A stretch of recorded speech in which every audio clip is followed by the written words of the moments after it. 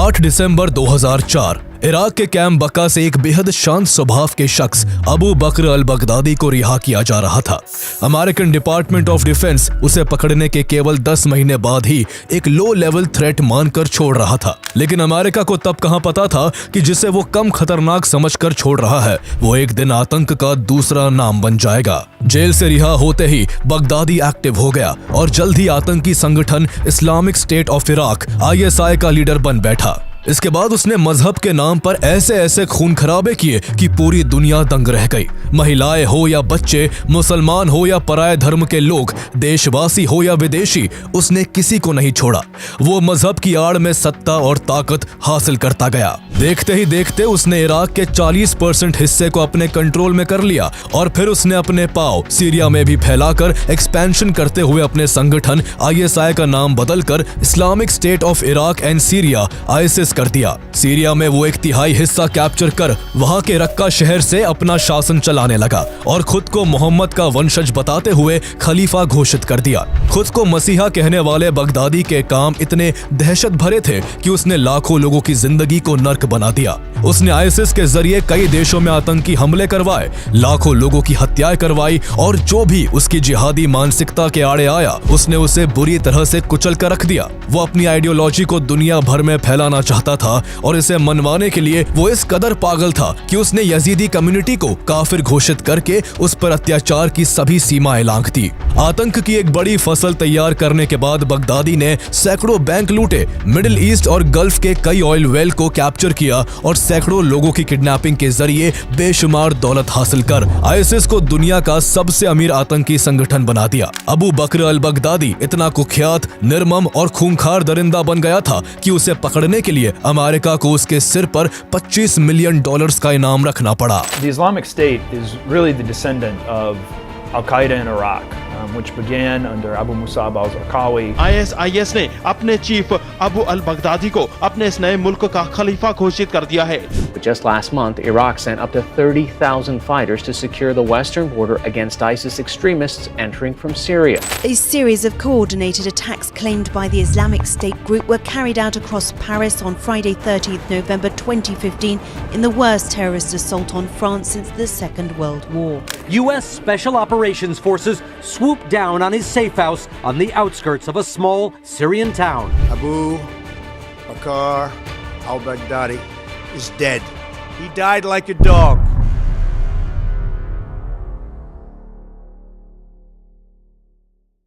Abu Bakr al Baghdadi का जन्म 28 जुलाई 1971 को इराक के समारा शहर में हुआ था। उसका बचपन का नाम इब्राहिम अवाद इब्राहिम अल बादरी था। उसके पिता अवाद इब्राहिम एक रिलीजियस क्लरिक थे और उसका परिवार सुन्नी कम्युनिटी के अल बू बादरी ट्राइब से बिलोंग करता था। बगदादी ने अपनी early education Samarra high school से पूरी की और आगे की पढ़ाई के लिए कैपिटल सिटी बगदाद चला गया। वो पढ़ने में यूं तो एक एवरेज स्टूडेंट था, लेकिन उसकी मैथमेटिक्स काफी अच्छी थी।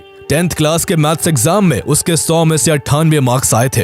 अबू बकर अल बगदादी का इराकी मिलिट्री में शामिल होने का सपना था, लेकिन उसकी पुअर आईसाइट ने उसका ये सपना तोड़ दिया। बगदादी रिलीजियस माहौल में बड़ा हुआ था, इसलिए उसने इस्लामिक यूनिवर्सिटी ऑफ बगदाद से इस्लामिक स्टडीज में आगे की पढ़ाई जारी रखते हुए BA और MA की डिग्री हासिल कर ली। बगदादी पढ़ाई के दौरान एक सुन्नी मॉस्क के पास रहता था। उसे कुरान की आयतें मुंह ज़बानी याद थी, साथ ही वो और भी लोगों को कुरान का पाठ कराने और इस्लामिक लॉ शरिया का पालन करवाने में खूब रुचि रखता था, इसलिए उसके परिवार वाले उसे द बिलीवर कहा करते थे। इसी दौरान बगदादी में सलाफिज्म और जिहादिज्म की भावना भी पनपी। वो जैसे जैसे बड़ा हुआ उसके अंदर एक अजीब सा बदलाव आ रहा था। उसे ऐसा महसूस होता था कि आसपास के लोग इस्लाम को सही से फॉलो नहीं करते। ऐसे लोगों को देखकर उसका खून खौल जाता था। वैसे तो वो इंट्रोवर्ट था, लेकिन जब इस्लाम की बात आती तो वो बीच भीड़ में अकेला ही लड़ जाता। जहां अबू बकर अल बगदादी के अंदर गुस्सा बढ़ रहा था, तो वही उस समय इराक और अमेरिका के बीच पॉलिटिकल टेंशन काफी बढ़ चुकी थी। अमेरिका ने इराक पर वेपन्स ऑफ मास डिस्ट्रक्शन को रखने और अल-कायदा को सपोर्ट करने का आरोप लगाते हुए 20 मार्च 2003 को इराक पर अटैक कर दिया और 13 दिसंबर 2003 को इराकी डिक्टेटर सद्दाम हुसैन को अरेस्ट कर उसे 30 दिसंबर 2006 को फांसी के फंदे से लटका दिया गया।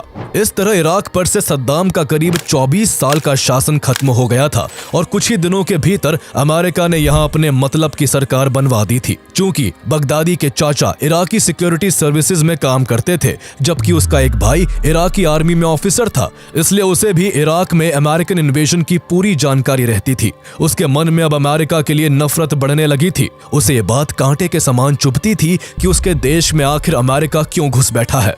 अमेरिकन इन्वेजन के बाद से इराक में छोटी छोटी कई रीजनल ऑर्गेनाइजेशन खड़ी होने लगी थी। इस तरह के माहौल ने बगदादी को भी घेर लिया और उसने भी अपने सहयोगियों के साथ मिलकर इस्लामिस्ट इंसर्जेंट ग्रुप जमात जैश अल हल सुना वाल जमाहा बना लिया, जो अक्सर अमेरिकी सेना और उनके काफिलों पर हमले किया करता था। बगदादी इस ग्रुप की शरिया कमेटी का हेड था, जहां उसका काम युवाओं को इस्लामिक प्रीच में फंसाकर अपना ग्रुप ज्वाइन करवाने का था। उसकी बोलने की कला अच्छी थी, इसलिए उसने दर्जनों यंग लोगों को अपने साथ मिला लिया था। धीरे धीरे बगदादी अमेरिकन आर्मी की नजरों में आने लगा और उसे 2004 के शुरुआती महीनों में बगदाद के पास के ही एक शहर फलूजा से अरेस्ट कर लिया गया। इसके बाद उसे अमेरिकी सेना ने साउथ इराक में स्थित कैंप बका में बंद कर दिया। इराकी इन्वेजन के दौरान अमेरिका ने इस कैंप में भारी संख्या में इस्लामिक एक्सट्रीमिस्ट को पकड़कर बंद किया था। जब यहाँ अबू बकर अल बगदादी को लाया गया तो वो बाकी कैदियों से बिल्कुल ऑपोजिट बिहेव करता। वो किसी से लड़ने, झगड़ने या बहस करने के बजाय शांत स्वभाव से हर दम नमाज पढ़ता रहता और अपने साथी कैदियों से भी नमाज पढ़वाता। साथ ही उन्हें रिलीजियस क्लासेस भी देता। उसका व्यवहार यहाँ सभी के साथ अच्छा था, इसलिए अमेरिका ने उसे एक लो लेवल थ्रेट माना और केवल 10 महीनों बाद ही उसे रिहा कर दिया। तब अमेरिका को कहां पता था कि जिसे वो एक मिसगाइडेड यूथ मानकर रिहा कर रहा है, वो आदमी एक दिन आतंक की दुनिया में अपने नाम का झंडा गाड़ देगा और आगे चलकर उसके लिए भी एक बड़ा थ्रेट बनकर उभरेगा। कैंप बका से रिहाई के बाद अबू बकर अल बगदादी अल कायदा की एफिलिएटेड ऑर्गेनाइजेशन अल कायदा इन इराक AQI के कांटेक्ट में आया, जिसका नेतृत्व अबू मुसाब अल जरकावी कर रहा था। AQI इस्लामी जिहाद के नाम पर बहुत ही क्रूर तरीके अपना रहा था, जिनमें आत्मघाती हमलों से लेकर बिहेडिंग के तरीके तक शामिल थे। उसका मेन मोटिव इराक में मौजूद अमेरिकी सैनिकों और उनका साथ देने वाली इराकी फोर्सेस के खिलाफ आतंक फैलाना था। जरकावी के नेतृत्व में AQI इराक में आतंकवादी गतिविधियों को तेजी से बढ़ाकर एक बड़ी ताकत बनकर उभरा था। 2006 में AQI ने अपने नेटवर्क को बढ़ाने के लिए कई अन्य संगठनों के साथ मिलकर मुजाहिदीन शुरा काउंसिल नाम से एक जिहादिस्ट अम्ब्रेला ऑर्गेनाइजेशन बनाया। बगदादी भी AQI के काम से काफी इम्प्रेस था, इसलिए उसने भी AQI को ज्वाइन करते हुए अपने ग्रुप को इसी काउंसिल में मर्ज कर दिया। AQI अमेरिकन फोर्सेस को टारगेट करने के साथ साथ इराक में सुन्नी शिया के तनाव को भड़काकर सेक्टेरियन वायलेंस भी फैला रहा था, ताकि वहां अमेरिका समर्थित इराकी सरकार अनसेटल हो जाए। इस तरह सद्दाम हुसैन के मारे जाने के बाद भी जरकावी अमेरिका का सर दर्द बना हुआ था। इसलिए बढ़ते खतरे को देखते हुए अमेरिका ने जून 2006 में AQI के ठिकानों पर एक बड़ी एयर स्ट्राइक की, जिसमें AQI का सरगना अबू मुसाब अल जरकावी मारा गया। जरकावी की मौत को इराकी और अमेरिकी सेनाओं ने एक बड़ी सफलता के रूप में सेलिब्रेट किया, लेकिन अभी इराक में आतंक के एक नए सूरज का उदय जल्दी ही होने वाला था। जरकावी की मौत के बाद AQI का charge Abu Omar al Baghdadi और अबू अयूब अल मासरी ने संभाला। उन्होंने AQI को रिस्टैब्लिश करते हुए उसका नाम बदलकर Islamic state of Iraq ISI कर दिया। इस दौरान ISI में अबू बकर अल बगदादी शरिया कमिटीज का प्रभारी था और जिहादी समूहों को रिलीजियस गाइडेंस देता था। अबू बकर अल बगदादी ने इराक के बड़े बड़े जिहादी गुटों को एकजुट करने का काम किया। वो बड़ी बड़ी सभाएं करता, जिहाद के नाम पर युवाओं को भड़काता और उन्हें ISI में शामिल होने के लिए मजबूर करता। इस तरह से ISI में बगदादी का कद बढ़ने लगा और आगे चलकर उसे ISI के कंसल्टेटिव शुरा काउंसिल में शामिल कर लिया गया, जिससे उसके कंधों पर ISI को आगे बढ़ाने की जिम्मेदारी आ गई। वो आगे चलकर सालों तक इसी तरह अपने शब्दों के जाल में हजारों लोगों को फंसाता रहा और ISI में लोगों की तादाद बढ़ाता रहा। उसका रुतबा अब तक काफी बढ़ चुका था और ISI के लोग उसको आंखें बंद करके फॉलो करते थे। इसी बीच 2010 में एक बार फिर ISI की बढ़ती ताकत को कम करने के लिए अमेरिकी सेना ने ISI के ठिकानों पर एक बड़ा अटैक किया। इस अटैक में उसके कई ठिकाने ध्वस्त हो गए और आईएसआई का सरगना अबू उमर अल बगदादी और उसका डेप्यूटी अबू अयूब अल मसरी मारे गए। 2 टॉप कमांडर्स की मौत के बाद आईएसआई बिखरने के कगार पर खड़ा था। ऐसे में अबू बकर अल बगदादी को Islamic state of Iraq ISI का नया नेता चुना गया। बगदादी आईएसआई को फिर से मजबूत करने में जुट गया। उसने सद्दाम रिजीम के समय के मिलिट्री और इंटेलिजेंस ऑफिसर्स को आईएसआई से जोड़ लिया। इनमें से कई ऑफिसर्स कैंप बका में बगदादी के साथ प्रिजनर्स थे। जो बगदादी कैंप बका में शांत रहता था, उसका ये रूप देखकर वो लोग हैरान जरूर थे, लेकिन उन्होंने बगदादी का पूरा साथ दिया। बगदादी ने इन अधिकारियों की स्पेशलिटी और वॉर टैक्टिक्स का इस्तेमाल करते हुए 2011 में मार्च से अप्रैल के बीच बगदाद के दक्षिणी हिस्से में 23 हमले करवाए और भारी उथल पुथल मचाकर आतंक की दुनिया में आईएसआई का रुतबा फिर से कायम कर दिया। उसने अपना सबसे खूंखार रूप तब दिखाया जब 2 मई 2011 को अमेरिका ने पाकिस्तान के अबोटाबाद में घुसकर अलकायदा के सरगना ओसामा बिन लादेन को मार गिराया।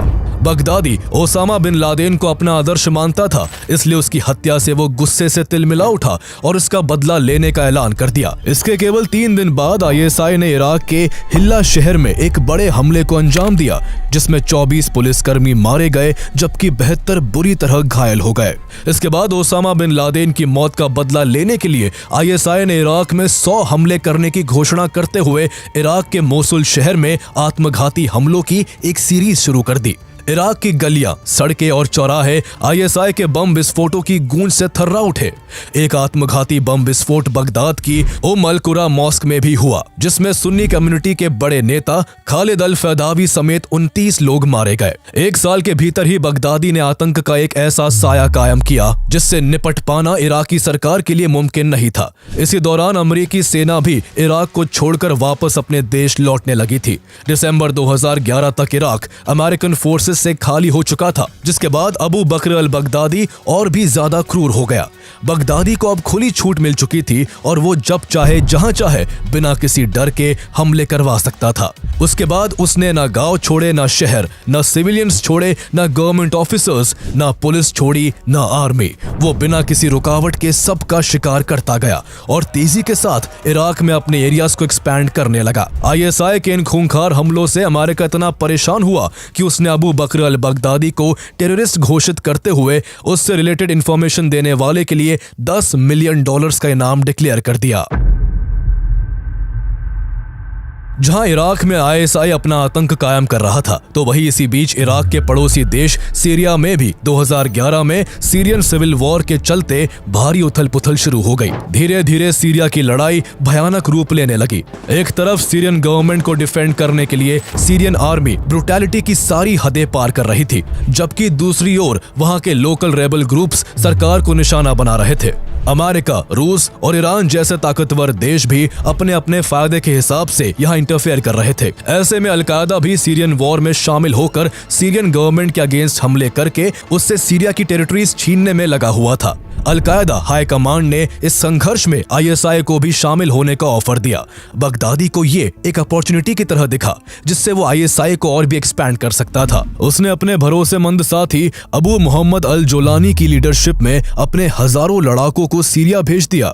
अबू मोहम्मद अल जोलानी ने सीरिया में फंक्शन करने के लिए ग्रुप का नाम अल नुसरा फ्रंट रखा, जिससे अलकायदा की तरफ से हर तरह की मदद मिली। अल नुसरा फ्रंट ने असद सरकार के खिलाफ लड़ाई लड़ी और धीरे धीरे सीरिया में मजबूत पकड़ बनाते हुए कुछ इलाके अपने कंट्रोल में ले लिए। अलकायदा से मिल रहे लगातार सपोर्ट के कारण अल नुसरा फ्रंट अलकायदा के काफी करीब जाने लगा था। कहीं ना कहीं बगदादी ये देखकर इनसिक्योर हो गया और उसने अलकायदा को कॉर्नर करते हुए अल नुसरा फ्रंट को आईएसआई का पार्ट बताकर आईएसआई में मर्ज कर दिया। इसके बाद उसने इराक एंड सीरिया में एक साथ फंक्शन करने के लिए आईएसआई का नाम बदलकर Islamic state of Iraq and Syria ISS कर दिया। बगदादी का ये फैसला कभी उसके वफादार रहे अल नुसरा फ्रंट को बनाने वाले अबू मोहम्मद अल जोलानी और al Qaeda chief Ayman al Zawahiri को पसंद नहीं आया। अलकायदा ने उसके मर्जर को रिजेक्ट कर दिया और अल नुसरा फ्रंट को अपना हिस्सा बताते हुए आईसिस के साथ सारे रिश्ते तोड़ दिए।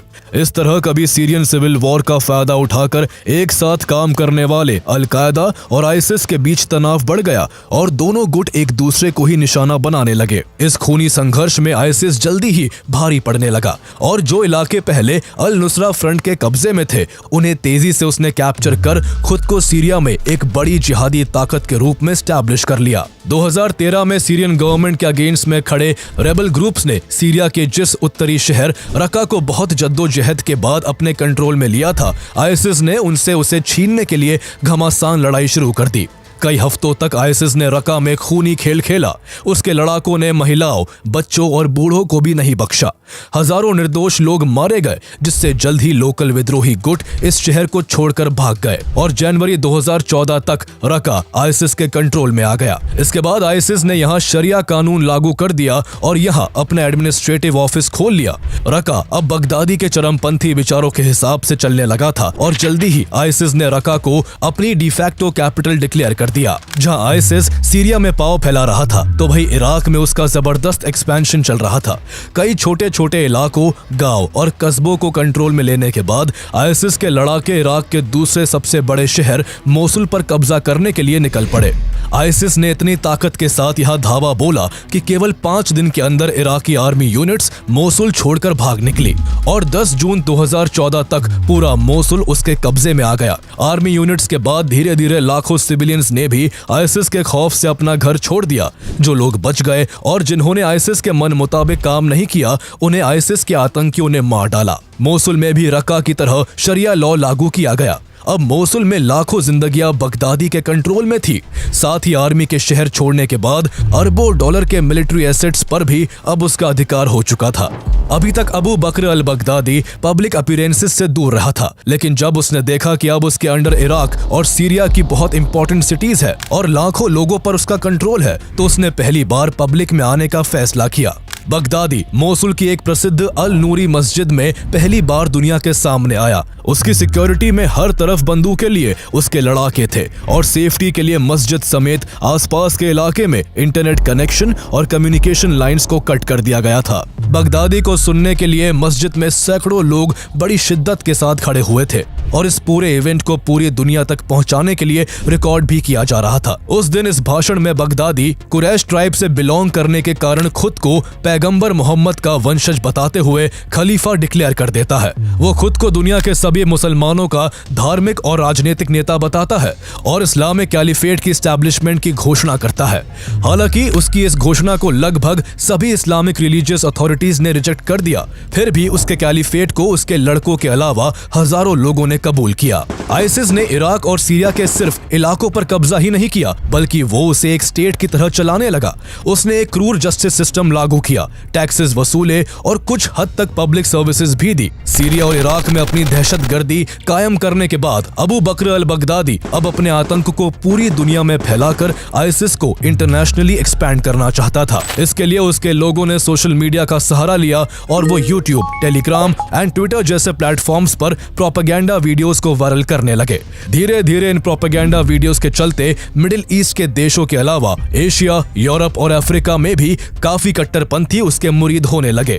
इसके बाद हजारों विदेशी लड़ाके आईसिस में शामिल हुए। साथ ही अफगानिस्तान में आईसिस, खुरासन और अफ्रीका में बोको हराम जैसे टेररिस्ट ऑर्गेनाइजेशन आईसिस के प्रति वफादारी की शपथ लेकर यहाँ उसके ग्लोबल एक्सपेंशन में लग गए। इतनी बड़ी टेररिस्ट ऑर्गेनाइजेशन को चलाने के लिए बगदादी को बहुत सारी दौलत की जरूरत थी, इसलिए उसने oil smuggling, bank robberies, taxation और एक्सटॉर्शन के जरिए खूब कमाई की। आईसिस पहले सीरिया और इराक में तेल के कुओं पर कब्जा जमाता और फिर वहां से क्रूड ऑयल को ब्लैक मार्केट में बेचकर अरबों रुपए कमाता।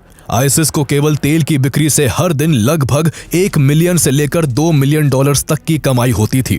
तेल की कमाई उसके लिए काफी नहीं थी, इसलिए उसने कभी मोसुल सेंट्रल बैंक पर हमला करके 400 मिलियन डॉलर्स लूटे, तो कभी foreign journalist, NGO workers, diplomats और लोकल रिच लोगों को किडनैप करके एक बड़ी रकम वसूल की।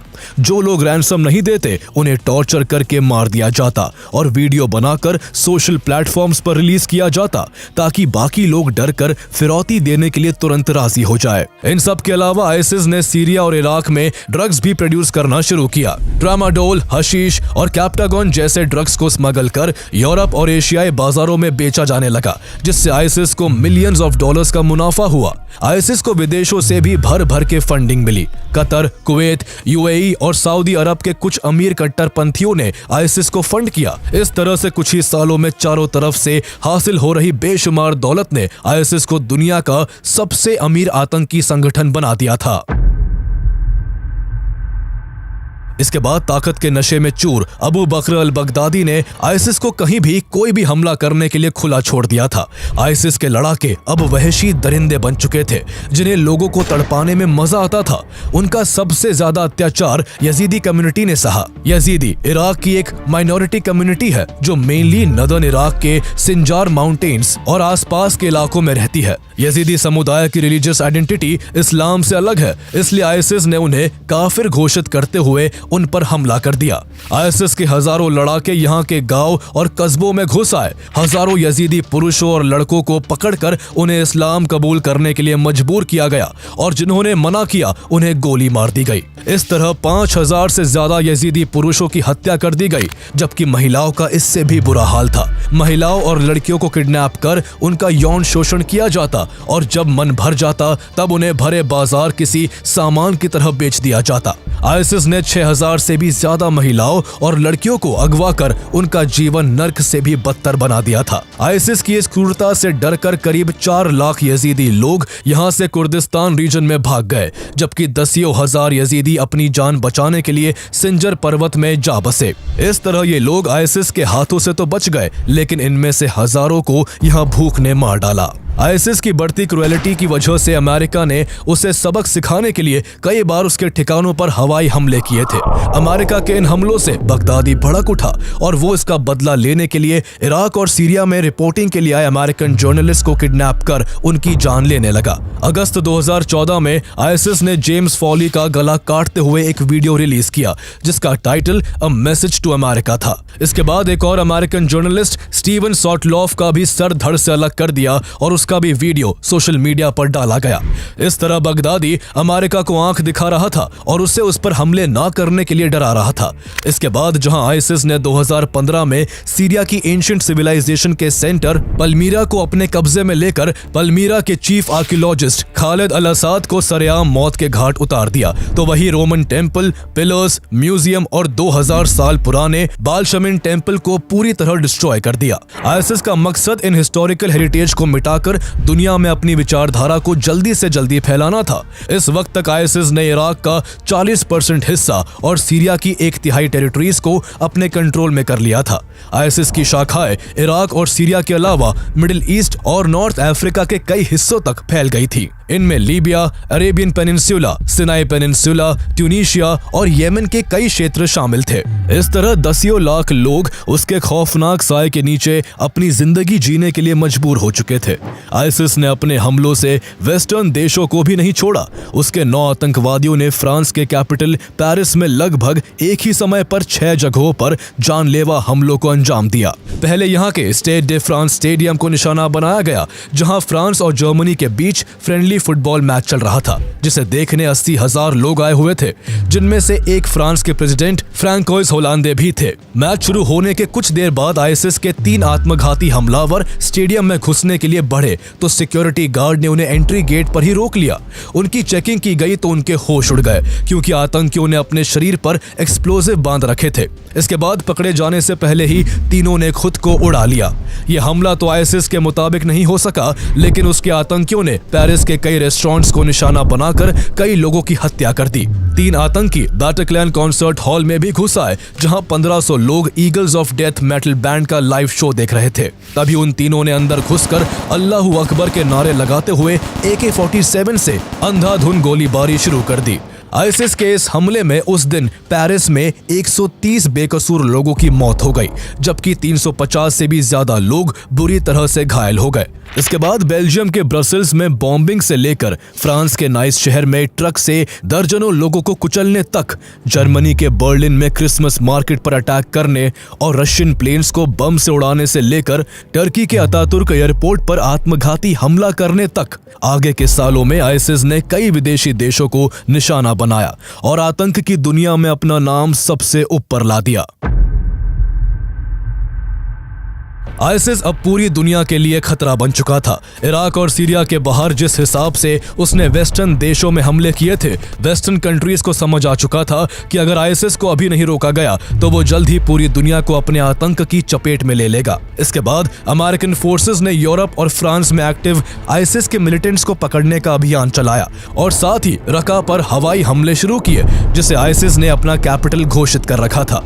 अमेरिका की स्पेशल फोर्सेस ने कुर्दिश और अरब मिलिशियाज के alliance Syrian democratic forces (SDF) के साथ मिलकर सीरिया में आईसिस को चारों तरफ से घेरना शुरू कर दिया। कई एयर स्ट्राइक्स करके सीरिया इराक सीमा पर स्थित आईसिस के लॉजिस्टिक सप्लाई चेन को तोड़ने का प्रयास किया गया ताकि आईसिस को कोई बाहरी समर्थन ना मिल सके। अमेरिकी हवाई हमले में आईसिस के 2 कमांडर अबू मोहम्मद अल अदनानी और अबू ओमर अल शिशानी मारे गए। टॉप कमांडर की मौत से यहां आईसिस की कमर टूटने लगी। इसके बाद इनकम के सारे रास्ते बंद करने के लिए आईसिस के कब्जे वाले ऑयल रिफाइनरीज को तबाह कर दिया गया और आईसिस के कई ट्रेनिंग कैंप्स को भी भारी नुकसान पहुंचाया गया। सीरिया में इस तरह आईसिस को कमजोर करने के बाद मोसुल को टारगेट किया गया, जहां आईसिस ने सालों से कब्जा जमा रखा था। अक्टूबर 2016 में अमेरिकन लेड कोalition ने ऑपरेशन वी आर कमिंग निन्वे के तहत मोसुल को आईसिस से मुक्त करने के लिए एक बड़ा मिलिट्री एक्शन शुरू किया, जिसमें इराकी सिक्योरिटी फोर्सेस और कुर्द पेशमर्गा फोर्सेस के अलावा कई देशों का इन्वॉल्वमेंट था। यहाँ ड्रोन स्ट्राइक और हवाई हमलों के जरिए सबसे पहले आईसिस की सप्लाई लाइंस को डिस्ट्रॉय किया गया। आईसिस के ठिकानों और कमांड सेंटर्स पर भी बड़ी कार्रवाई की गई। आईसिस को फाइनेंशियल रूप से अलग थलग करने के लिए अमेरिका ने मोसुल स्थित आईसिस के बैंकों पर भारी बमबारी कर आईसिस द्वारा जमा की गई लगभग $45 मिलियन की संपत्ति जलाकर राख कर दी। इसके बाद अमेरिका ने आईसिस के खिलाफ साइबर वॉर की भी शुरुआत कर दी। ऑपरेशन ग्लोइंग सिम्फनी के तहत ट्विटर, फेसबुक और टेलीग्राम जैसे सोशल मीडिया प्लेटफॉर्म्स पर आईसिस के सैकड़ों अकाउंट्स ब्लॉक कर दिए गए। अमेरिका ने आईसिस के डिजिटल कम्युनिकेशन को ट्रैक कर उनके ठिकानों पर बेहद सटीक हमले किए। इस तरह ईस्टर्न मोसुल लगभग 100 दिनों में आईसिस से मुक्त हो चुका था। अब वेस्टर्न मोसुल को भी आईसिस से फ्री करने के लिए वहां भी एक्शन शुरू हो गया। यहाँ खुद को घिरते देख आईसिस के आतंकी घनी आबादी वाले क्षेत्रों में नागरिकों को ढाल बनाकर रिटेलिएट करने लगे।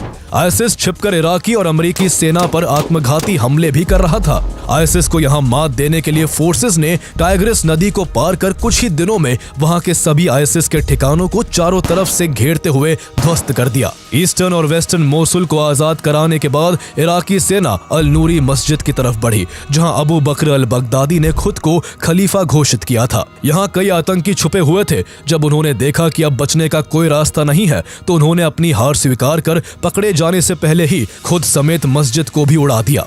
करीब 9 महीने की इस कार्रवाई में हजारों आईसिस लड़ाके मारे गए। इस दौरान शहर को भी भारी नुकसान पहुंचा। 10,000 से ज्यादा नागरिकों की जान गई और लाखों डरकर अपना घर छोड़कर भाग गए। इस बीच सबसे जरूरी बात यह थी कि मोसुल अब आईसिस की गिरफ्त से आजाद था।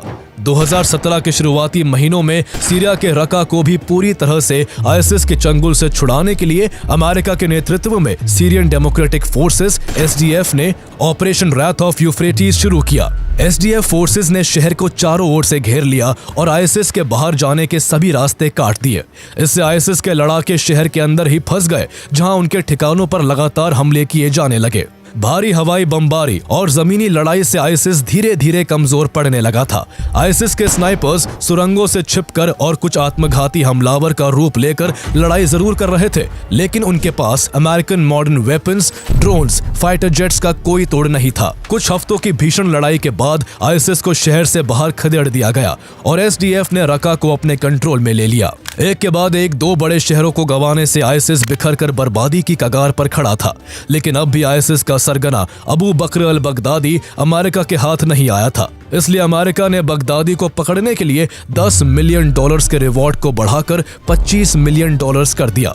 मोसुल और रका की हार के बाद आईसिस सिमटकर सीरिया और इराक के छोटे छोटे इलाकों में रह गया था। सैकड़ों लड़ाके सीरिया के यूफ्रेट्स रिवर के किनारे स्थित हाजिन और बागुस के इलाके में अपनी अंतिम पकड़ बनाकर बैठे थे। ऑपरेशन राउंड अप के जरिए अमेरिका ने इन जगहों को भी आईसिस से आजाद कर दिया। आईसिस इस तरह अपने कब्जे की 95% टेरिटरीज को खो चुका था। कभी एक साल में $1 बिलियन तक कमाने वाले आईसिस की नौबत मछली के व्यापार करने तक की आ गई थी। इस दौरान बार बार बगदादी की भी मौत की अफवाहें उड़ रही थी। हालांकि बगदादी जिंदा था और ऑडियो एंड वीडियो मैसेज के जरिए अपने लड़ाकों को छिपकर लड़ाई जारी रखने के निर्देश दे रहा था। उधर अमेरिकन सिक्योरिटी फोर्सेस बगदादी की मौत की कहानी लिख रही थी। लगातार बगदादी की लोकेशन को ट्रैक किया जा रहा था। ऐसे में अक्टूबर में अमेरिकन फोर्सेस को सीरिया के इडलिब प्रोविंस में बगदादी के छिपे होने की खबर मिली। अमेरिका ने उसका दी एंड करने के लिए 26 अक्टूबर 2019 की रात ही ऑपरेशन केला म्यूलर शुरू कर दिया। इराक के इरबिल से अमेरिकन डेल्टा फोर्स के कई कमांडोज 8 MH-60 ब्लैक हॉक्स और CH-47 चिनूक्स प्लेन्स पर सवार होकर सीरिया के इडलिब प्रोविंस के बरीशा विलेज की ओर निकल पड़े। कमांडोज ने 70 मिनट में ही बरीशा पहुंचकर बगदादी के ठिकाने को चारों तरफ से घेर लिया। कमांडोज बगदादी के ठिकानों पर भारी गोलीबारी और बमबारी करने लगे। बदले में बगदादी के बॉडीगार्ड्स और लड़ाकों ने भी रिटेलिएट करने की कोशिश की, लेकिन अमेरिकन बमबारी और ड्रोन हमलों के सामने वो ज्यादा देर टिक नहीं पाए। बगदादी को समझ आ चुका था कि वो अब अपनी जिंदगी के आखिरी छोर पर खड़ा है और उसकी जान अब कभी भी जा सकती है। जिस बगदादी के हाथ हजारों मासूम लोगों के खून से सने हुए थे, वो अब खुद की जान बचाने के लिए फड़फड़ा रहा था। उसने एक अंधेरी सुरंग में अपने परिवार के साथ खुद को छिपाने की कोशिश की, लेकिन जल्दी ही अमेरिकी मिलिट्री डॉग्स ने उसे ढूंढ लिया। पकड़े जाने के बाद उसका क्या हश्र होगा, यही सोचकर उसने खुद को विस्फोटक जैकेट से उड़ा लिया, जिससे बगदादी अपने 3 बच्चों समेत मारा गया।